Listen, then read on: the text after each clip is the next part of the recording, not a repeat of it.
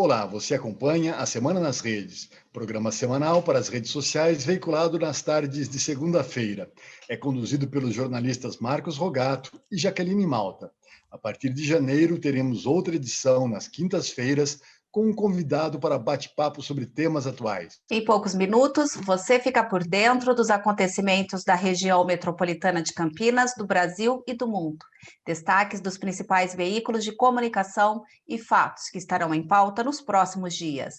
A Semana nas Redes começa agora. A região metropolitana de Campinas registrou aumento de 132,5% nos casos do novo coronavírus. De acordo com o levantamento do Observatório PUC Campinas, a região contabilizou 56 mortes, um crescimento de 33,3% em relação à semana anterior ao estudo. Os dados mostram evolução da pandemia no Departamento Regional de Saúde de Campinas, que reúne 62 municípios. Desde sábado, novas medidas do Plano São Paulo de retomada da economia estão em vigor para evitar aglomerações durante a fase amarela a que todo o estado está submetida. O comércio teve seu horário de funcionamento ampliado de 10 para 12 horas. Bares só podem funcionar até às 20 horas e os restaurantes até às 22 horas, com restrição de vendas de bebidas alcoólicas até às 8 horas da noite. A Associação Brasileira de Bares e Restaurantes da região metropolitana de Campinas avalia que, com o encerramento das atividades de bares às 20 horas, o setor vai entrar em colapso. Haverá fechamento de estabelecimentos e demissões de funcionários. Por isso, a entidade pretende entrar com ações judiciais para derrubar as medidas do governo de São Paulo.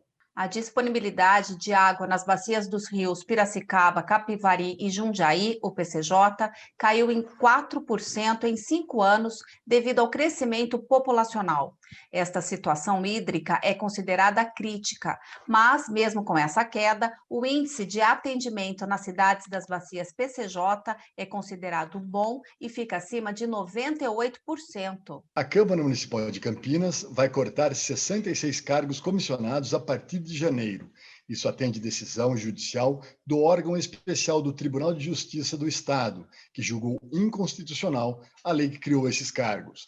Com a medida, será reduzido de 7 para 5 o número de assessores comissionados para cada um dos 33 vereadores, passando dos atuais 231 cargos para 165. O projeto de urbanismo Trânsito Feliz da Empresa Municipal de Desenvolvimento de Campinas, a ENDEC, transformou o entorno da Escola Municipal de Ensino Fundamental Professor Vicente Hall no Parque Industrial e foi premiado pela Rede Nacional para Mobilidade de Baixo Carbono Ruas Completas.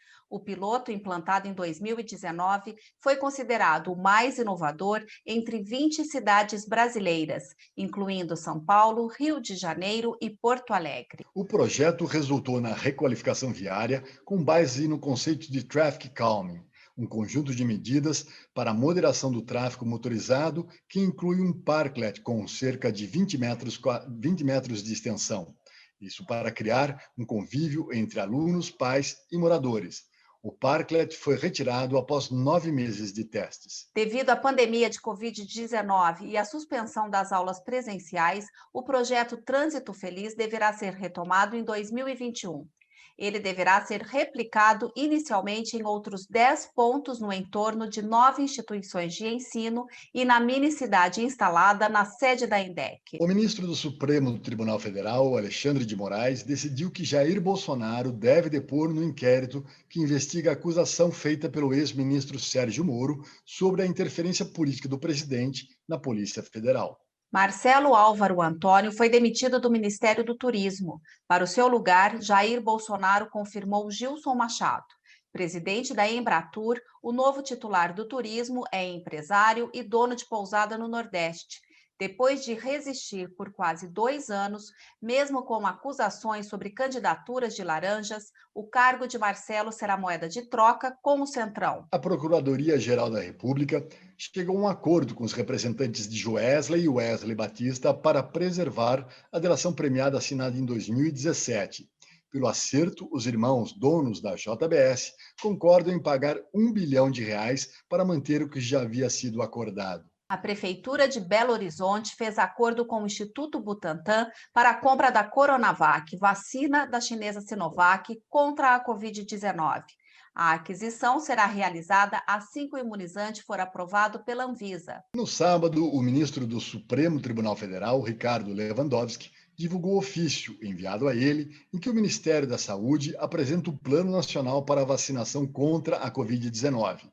O documento enviado pelo governo é uma resposta a ações que tramitavam no STF, cobrando a divulgação de um plano federal e que seriam julgadas nesta quinta-feira. No domingo, Lewandowski deu prazo de 48 horas para que o ministro da Saúde, Eduardo Pazuello, informe uma data de início e de término de seu plano de vacinação da população contra a Covid-19.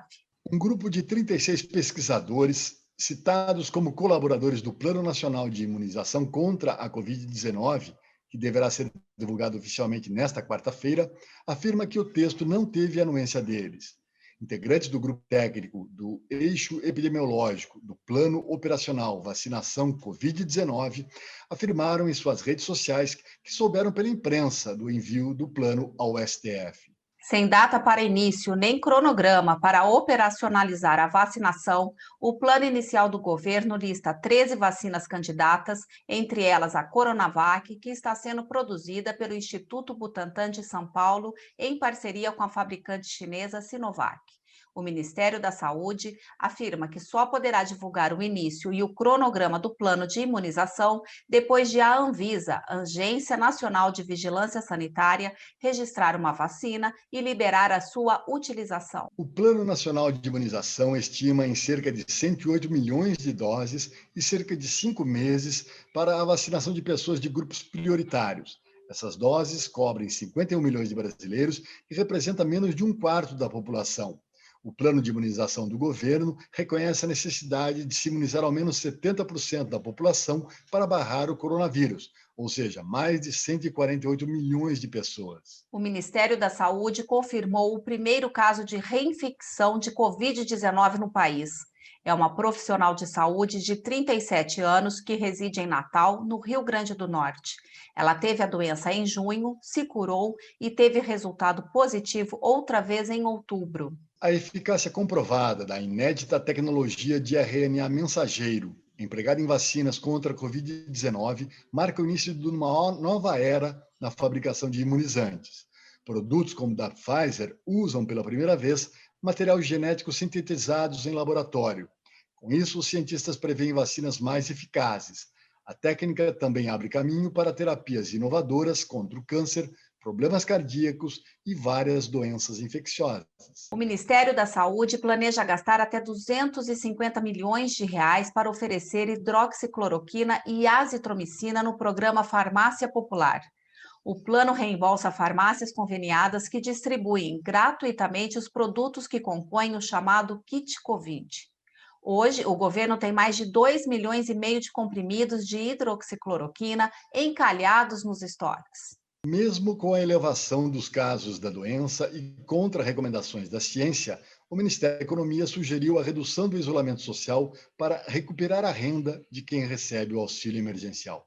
O Exame Nacional do Ensino Médio, o Enem, deverá ser realizado em janeiro, segundo o presidente do Instituto Nacional de Pesquisas Educacionais, Alexandre Ribeiro Lopes. As provas, que tiveram cerca de 5,8 milhões de inscritos, ocorreriam mesmo com a recente escalada de infecções e mortes pela Covid-19 no Brasil. O ministro da Secretaria de Governo, Luiz Eduardo Ramos, articula apoio ao deputado líder do PP e do Centrão, Arthur Lira, à presidência da Câmara. Ramos tem recebido deputados que se opõem a Rodrigo Maia e oferece emendas em troca de votos favoráveis a Lira, o candidato de Bolsonaro. A disputa para o comando do Congresso será um teste para medir a capacidade de articulação do governo contra a oposição. No sábado, o líder da oposição no Senado, Randolfo Rodrigues, apresentou um pedido de convite para que o senador Flávio Bolsonaro compareça à Comissão Mista de Inteligência do Congresso Nacional para falar sobre as orientações da Agência Brasileira de Inteligência, a ABIN, à sua defesa no caso das rachadinhas. No pedido de requerimento, Randolph alega que houve uma evidente tentativa por parte de Flávio de, abre aspas, subverter os órgãos de inteligência e criar uma investigação paralela para buscar a impunidade. Fecha aspas. Das notícias internacionais, destacamos a eleição venezuelana. Nicolás Maduro recuperou o controle do parlamento em disputa marcada por grande abstenção. O Ministério das Relações Exteriores do Brasil reagiu ao resultado da eleição e classificou o pleito como ilegítimo. O Reino Unido iniciou na terça-feira a imunização de idosos, cuidadores e profissionais da saúde contra a Covid-19 com a vacina da Pfizer e BioNTech. Na sexta-feira à noite, os Estados Unidos também aprovaram esse imunizante e milhões de norte-americanos vão receber a vacina nos próximos dias. Canadá, México e Rússia também estão na lista de países que já oferecem à sua população imunização contra o novo coronavírus. O destaque na área da sustentabilidade e responsabilidade social é que os bancos Itaú, Bradesco e Santander vão utilizar recursos próprios que somam 4,8 trilhões de reais. Vão financiar cadeias produtivas na Amazônia, como açaí, cacau e castanhas.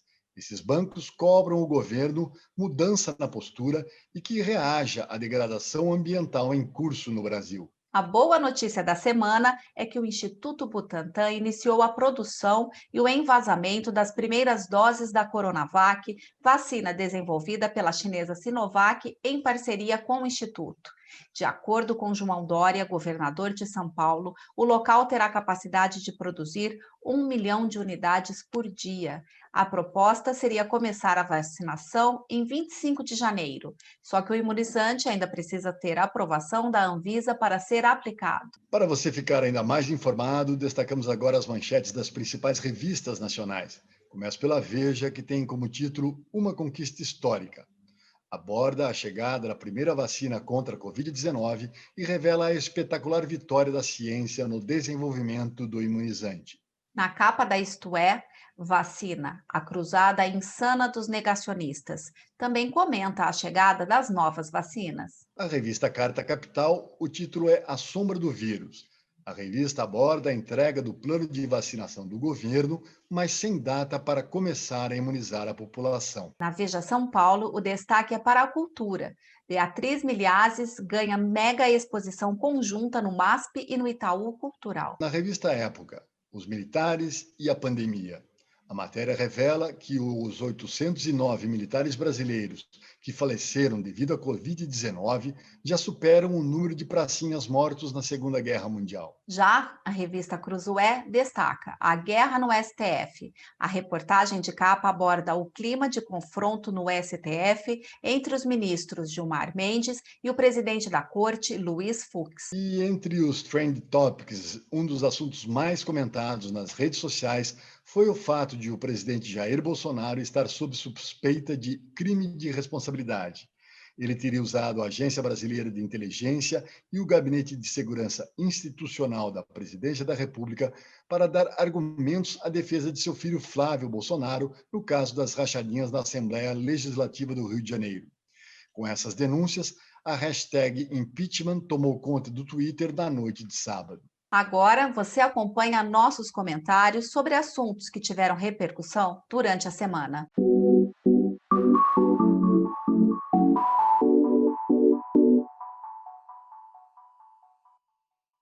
O meu comentário é sobre mais uma frase infeliz do presidente Jair Bolsonaro. Essa semana ele disse que o país está no finalzinho da pandemia. Isso no Brasil, onde a média diária é de mais de 42 mil novos casos, em alta de 34% em relação ao número das 2 semanas anteriores. Para o presidente, que já disse que era só uma gripezinha, os números confirmam a previsão do então ministro da Saúde, Luiz Henrique Mandetta, a de que o Brasil teria 180 mil mortos pela Covid-19. E hoje, ainda são os 15 estados brasileiros com rápido agravamento da situação e níveis de contaminação extremamente elevados. A média nacional é de 640 mortos por dia. O plano de imunização do governo federal já teve vários reverses. O presidente da Câmara dos Deputados, Rodrigo Maia, afirmou nessa semana que a sociedade entrará em pânico se o Brasil não tiver um plano de vacinação e que o Poder Legislativo definirá uma estratégia com ou sem a participação do governo. Mas o Brasil continua sem definição da logística a ser adotada na imunização. Também não sabemos quais vacinas efetivamente serão adotadas. Os fabricantes alertam que pode faltar agulha, seringa, freezer e até algodão. Podemos não ter insumos para vacinar a população brasileira contra a Covid-19. E o presidente afirmando que estamos no final da pandemia. O meu comentário é sobre o protesto inédito contra o racismo dentro do campo de futebol, protagonizado pelos jogadores do Paris Saint-Germain e do Istambul na terça-feira passada em Paris, durante jogo pela Champions League. Aos 14 minutos do primeiro tempo, os atletas deixaram o gramado após um integrante da comissão técnica do time turco acusar um juiz assistente de o ter chamado de negro. A UEFA, União das Associações Europeias de Futebol, tentou negociar a retomada da partida, mas o jogo acabou sendo adiado e retomado no dia seguinte. É difícil enumerar quantas vezes jogadores de futebol foram ofendidos, humilhados e até chamados de macaco durante o jogo. Mas desta vez, eles disseram basta e interromperam a partida. O protesto desses jogadores deverá ser um marco contra o racismo dentro e fora dos campos de futebol. A atitude deles mostra que a sociedade está mudando e não aceita mais racismo nem discriminação, onde quer que seja.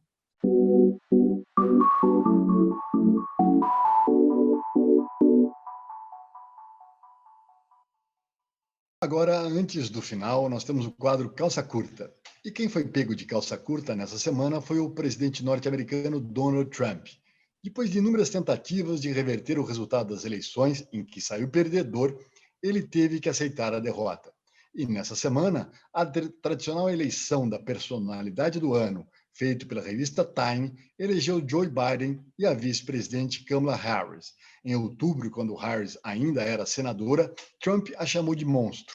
Agora, ela e Biden estampam a capa da prestigiosa revista. Esse foi um resumo dos principais fatos jornalísticos da semana. Nos próximos dias, os destaques devem ser o avanço da Covid-19 no Brasil e no mundo, a vacinação contra o novo coronavírus nos Estados Unidos, o Plano Nacional de Imunização e seus percalços, e os desfechos do convite para que Flávio Bolsonaro explique no Senado as orientações da ABIN no caso das rachadinhas e, claro, a repercussão de que o presidente Jair Bolsonaro tenha utilizado a ABIN e o GSI para ajudar seu filho Flávio no caso das rachadinhas. As fontes de A Semana nas Redes de hoje foram Correio Popular, Folha de São Paulo, Estadão, É o País, UOL, Twitter e as revistas Veja, Época, Isto É, Cruzoé e Carta Capital. A Semana nas Redes é gravada em home office, sem equipamentos profissionais, mas com rigor na checagem dos fatos.